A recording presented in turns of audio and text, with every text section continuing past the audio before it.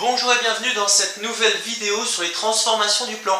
Aujourd'hui nous allons voir la translation. La translation est aussi appelée tout simplement le glissement suivant une flèche. Cette flèche est appelée le vecteur.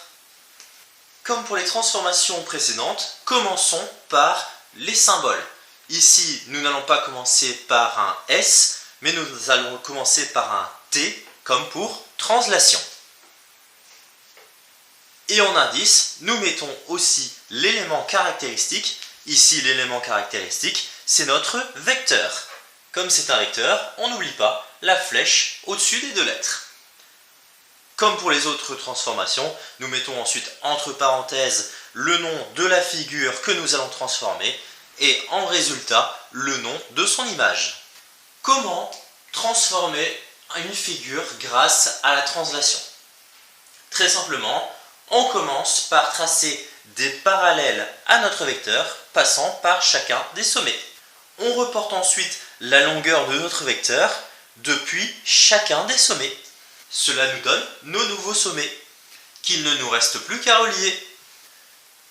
Qu'est-ce qui se passe maintenant dans un repère orthonormé pour appliquer une translation sur un point dont nous connaissons les coordonnées? Pour cela, tout d'abord, il faut connaître les composantes de notre vecteur.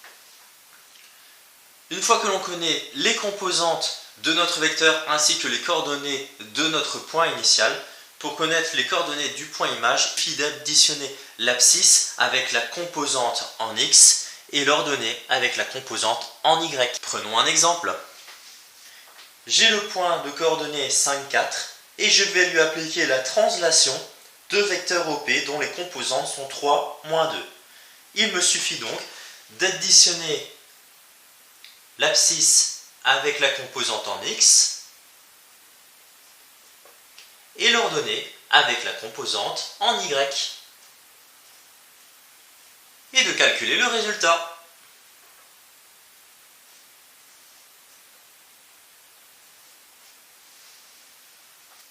Merci de ton attention et à bientôt pour une nouvelle vidéo de maths.